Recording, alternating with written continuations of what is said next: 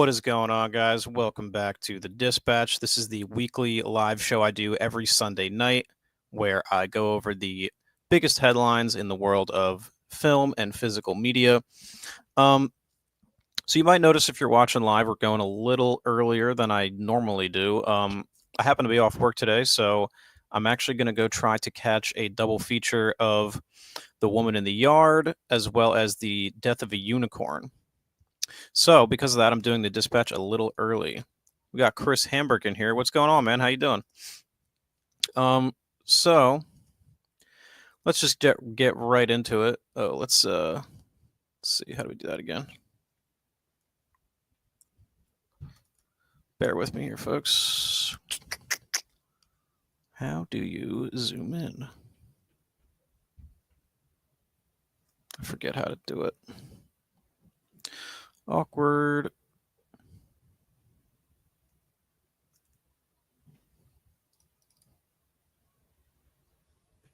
There we go. Sorry about that. All right. So a little bit of Saw 10 news, or Saw 11, excuse me.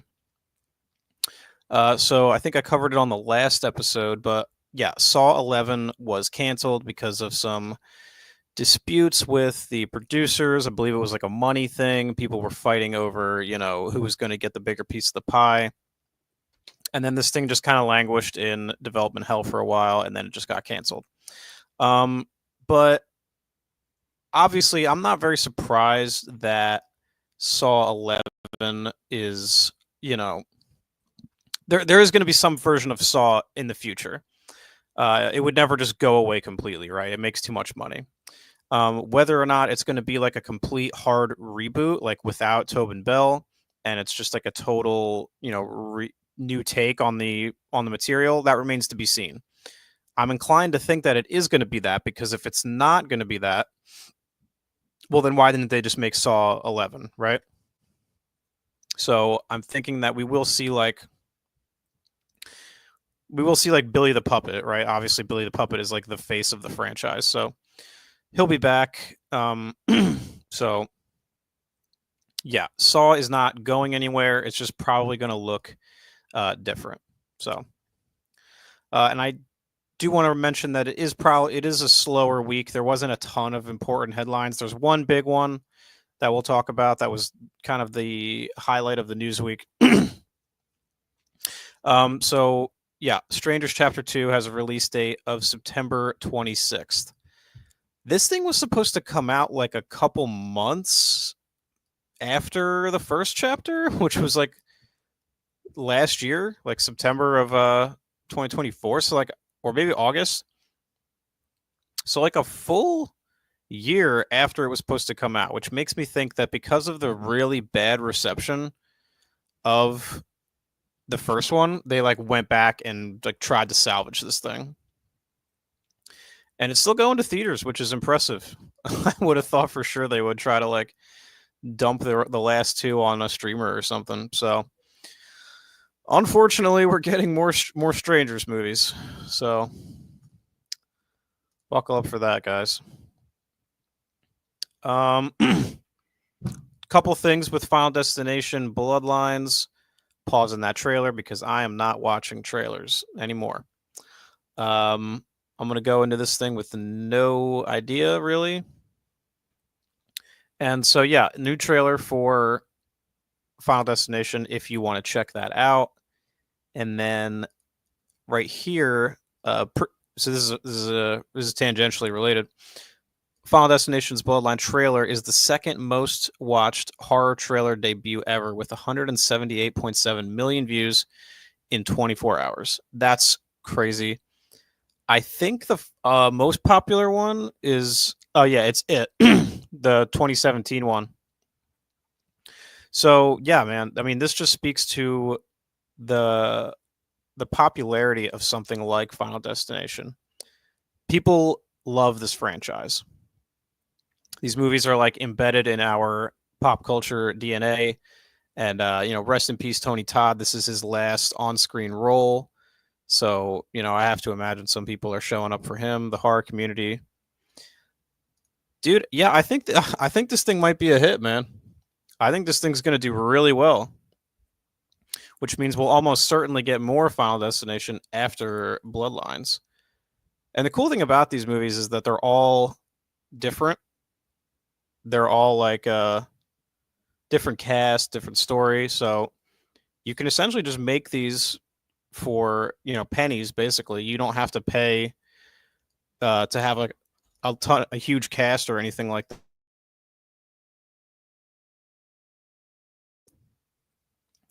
So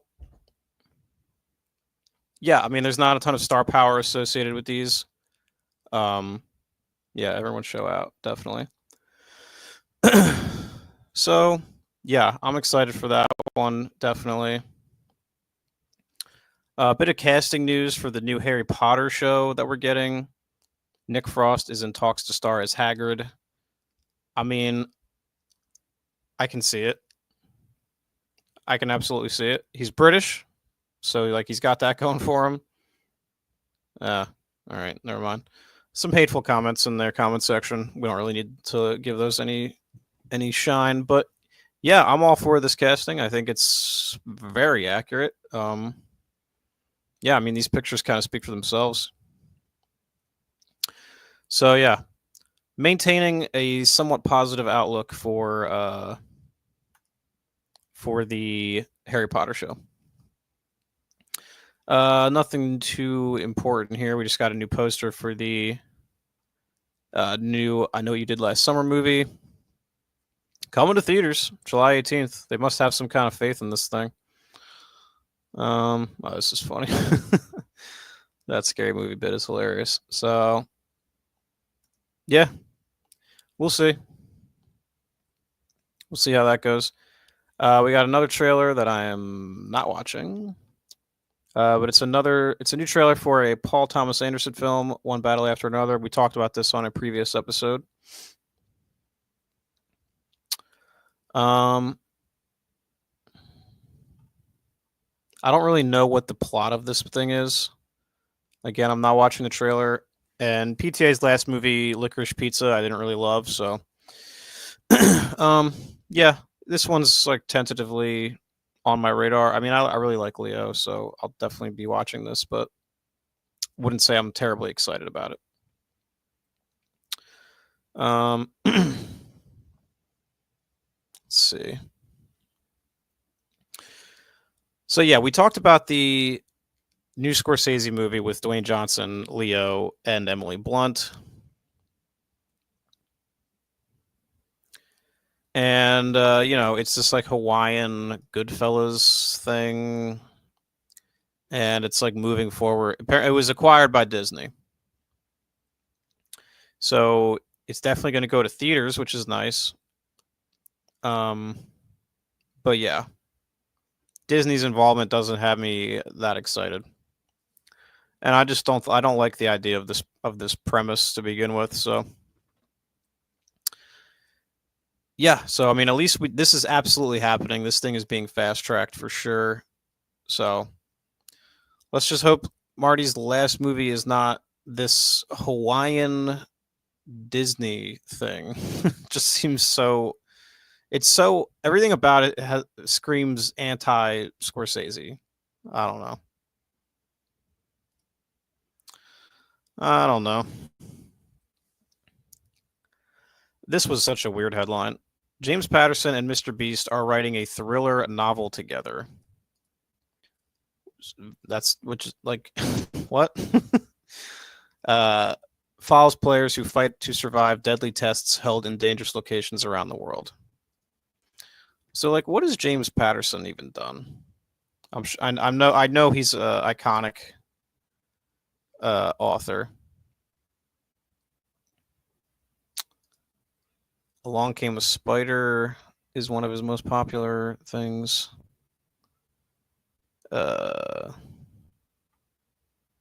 First to Die.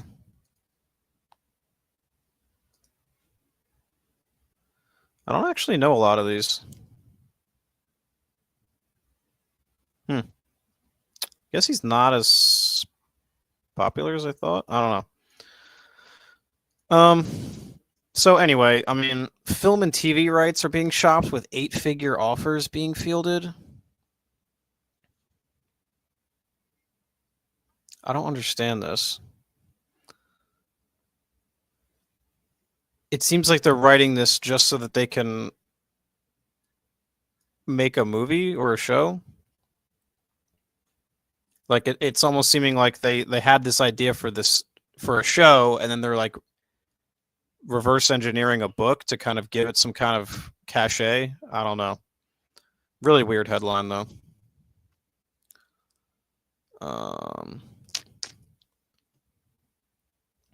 so Paul Rudd was doing some press for Death of a Unicorn, and it looks like he addressed Halloween 3,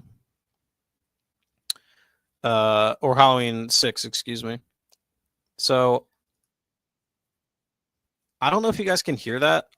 Um, I think if you can, let me know. If you can't, let me know, and I'll turn it off.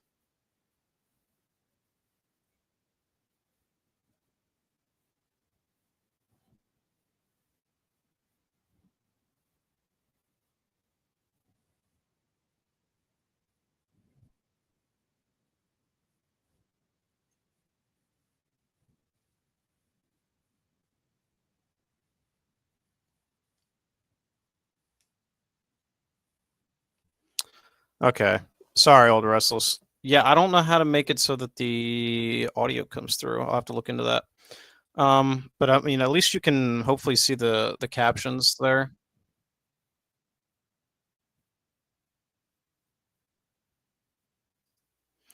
So it's interesting to see him kind of comment on Halloween 6. He doesn't really seem to ever talk about it.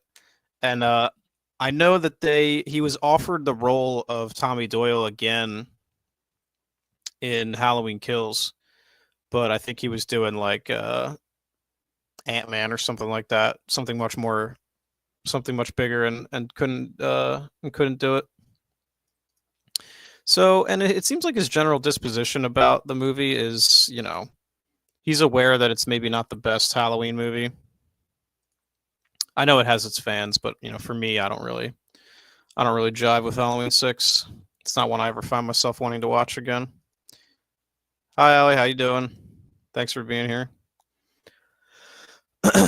So, yeah, I mean, at least he doesn't like hate the movie though, or it doesn't seem like he hates it. He's kind of like, yeah, it's just this, it's this thing I did. Um, moving right along. So this is just a rumor. I don't think this is actually confirmed yet, but Brad Pitt might be reteaming with David Fincher for another Netflix movie. So that would be cool. That would be cool. I don't think they've worked together since Seven, or is it Benjamin Button? Because he's in that too, isn't he? And I think Benjamin Button was after Seven. Or maybe am I missing something big? Like, has he worked with him since then? He probably has, and I'm just forgetting.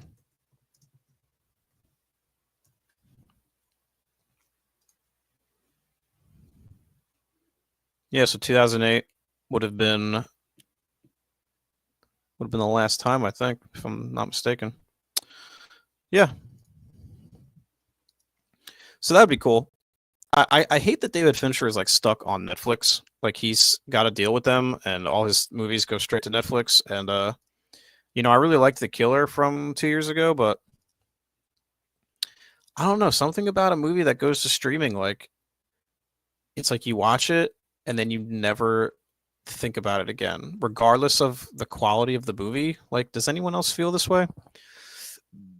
Excuse me, it's the strangest thing, but it's like I don't know. And I'm a physical media guy too, and I think a lot of you guys are as well. And some of the people who watch me. Um, there's also something to be said for not being able to own these things. Like I can't own Mank, that thing he did for Netflix in 2020. I can't own The Killer. I won't be able to own this. Short of getting like a bootleg or something, but I don't really like to do that. So, yeah, I don't know. Hopefully the movie's good though. All right, so this is the big headline of this news week. And Marvel did this like 6-hour stream, I think, of their announcements for Avengers Doomsday, the casting announcements. And if you didn't see this stream, you can go look it up. It's on YouTube right now. But it got like over 200 million digital views across all the different platforms. It was something crazy. And it was like it was slow. It would show a director's chair with someone's name on it. Like it would show Paul Rudd, and then Simu Liu. And every 15 minutes, then it would pan over to the next one. And it went on like that for like almost 6 hours. And it was just slowly announcing all these different actors. And immediately people were like, what is this? Like, why is this taking so long? Like this could have been an email. Like this could have been a 15-minute stream instead of a 6-hour thing. But whoever did idea this was actually genius, because what this did was it's all people were talking about all day long. All online, all day long, people were like reacting to the latest announcement. And what it also did was it built this anticipation, because you're now wondering who's going to be the next name that they announce, And then eventually they hit a point where they started announcing all these X-Men. Like they announced that Alan Cumming and Rebecca Romijn and Patrick Stewart and Ian McKellen and, who am I forgetting? Kelsey Grammer, James Marsden as Cyclops, Channing Tatum as Gambit. These are the big ones, right? A lot of these other ones we already knew. Like we knew the Fantastic Four would be in it. We knew that, most likely Shang-Chi and, Paul Rudd and a lot of the prior Avengers would be in it. But the big bombshell was all these X-Men that they announced. And what that also does is it really informs us ahead of time what we can expect from this Avengers movie. And a lot of people are theorizing that it's going to be like X-Men versus Avengers, like something like that, which would be crazy. That would be really interesting to see. And, so this is all very exciting stuff, and it's going to be really cool to see a lot of these old X-Men back. So granted, I was very, I was caught up in the hype machine of this announcement. I was very excited for it. But it also leaves a lot of questions, and it leaves a lot of, remains to be seen kind of situation, where obviously this movie is going to be very successful. Everyone's going to go see it. It's going to make a ton of money. And, the thing about the first phase, or the first 3 phases leading up to, Infinity War and Endgame, was that you kind of knew what an Infinity War was going to be ahead of time, roughly, on a plot level, because they've established the Infinity Stones. You've had Thanos in multiple post-credit scenes, and Infinity War is, it's a pretty popular storyline from the comics, right? So we knew kind of what we were going into, and not only did we know what we were getting into, but it felt earned because it had been set up. So going into Avengers Doomsday, we don't really know much of anything at all. We know it's going to be Doomsday, or Doctor Doom is the main villain, and we know all these characters are going to be in it. So, like, what's the... I mean, we know that, obviously, so it's Doomsday and Secret Wars, right? And Secret Wars is a comic book storyline where I think his name is the Beyonder. Is that his name? It's a character from the comic books. And he's the one who kind of initiates the contents of Secret Wars, which is like, basically he takes all these characters and he puts them on this planet called Battle World. He kidnaps the heroes and the villains. And he makes them fight each other, like for his entertainment. And so I haven't actually read this comic, but it's very popular, it's very famous, and I'm aware of it, right? And I think a lot of people are doing their own research as well ahead of these two movies to kind of try to get a sense of what's going to happen, because as far as phase 4 of like the MCU, it has done little to nothing as far as like explaining where things are headed. And so the big question that's going to be on a lot of people's minds going into Doomsday is like, the movie's going to have to really work a couple miracles, because not only is it going to have to juggle all of these characters, right? But it's going to have to. So it's clearly, well, it's got the old X-Men, right? And what has to happen here is going to be some sort of passing of the torch situation where we're introduced to all of the new X-Men, because a lot of these people are in their 50s and 60s and 80s and 90s, so they clearly aren't going to be the new X-Men. This is going to be giving them like a sign off, a cool last hurrah, right? So you've got to say goodbye to the old X-Men. You got to introduce the new X-Men. You've got to establish Doctor Doom. You have to juggle all these characters, like I just said. And then you have to set up the events of Secret Wars. And it's just a lot, man. It's a lot to do. And the job of the movies that have been coming out the past 2 to 3 years has been to set up for this. But they haven't done that. So this movie's going to have to do a lot of heavy lifting. And who knows, maybe Thunderbolts and like Fantastic Four will sort of help guide us towards this. But I'm really not sure how much work those movies are going to be able to do narratively, as far as like getting us ready for what happens in Doomsday. So, I'm very skeptical, because like honestly, all this is just key jangling. Like I'm listen, if you know me at all, I've been very critical of the MCU ever since Endgame ended. And I don't think I'm unique in that regard. But, and it's not because I think it's trendy to do so. Like if I was legitimately enjoying the movies and shows they were putting out, like I would say that. I have no problem admitting that. As much as I don't really like Disney, like if they make good stuff, I'm going to watch it.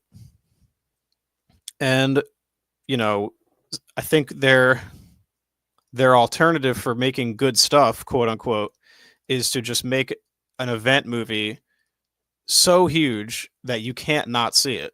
And that's essentially what they do with these team up things. So a lot of people are saying that like, oh, Marvel's back, MCU's back. And I don't know if I agree with that, because these movies, okay, things like Infinity War, Endgame, and this movie, and even the Avengers prior to that, but these big team up movies, like it's a home run. Even if this plot is incoherent and makes no sense, and the movie's a jumbled mess, and it doesn't work narratively at all, this movie's going to make like $1 to $2 billion easily. Like it just is. And that's just sort of how it works, So the real question is, can you fill that interim time between the huge team up movies with other good movies?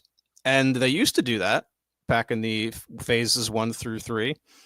And they've kind of lost the ability to do that anymore. Eli, what up? So, I'll believe that the MCU is back when when they're able to not only deliver on these hype moments that they promise, with these big ass team up movies, but when they're also able to fill the time between those movies with really solid, exciting movies like Thor Ragnarok and Guardians of the Galaxy, and and even the first Ant-Man, I would say. Eli, thanks so much, man. I appreciate that. So I'll turn it over to you guys watching at home. Like, please feel free to weigh in. Like, how are you feeling about the MCU? How do you feel about all these announcements? Like, I really want to hear what you guys have to say. Um,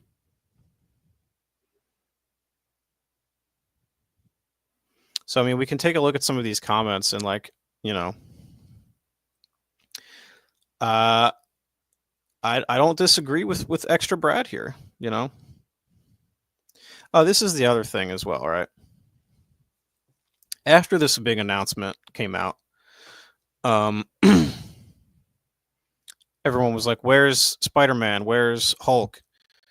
Where's Hawkeye?" Like, there's a lot of people for every character they did announce. There's a lot that they didn't, and then Marvel basically was like, "Yeah, like that's not the full reveal. Like, there's going to be more people in it." Which, like, obviously, I for one was not terribly surprised by that because, you know, like Brad here says, um, you know, all they can do is bring back old characters. Like, the main reason a lot of people see these movies is so that they can see who they reveal at the end in a cameo, after the post credit scene, or what big reveal they'll have, midway through or whatever. So there's no way that they would just tell you everyone who's going to be in it off the rip. Yeah, it's wait and see for me too. Like, I'm generally of the opinion that,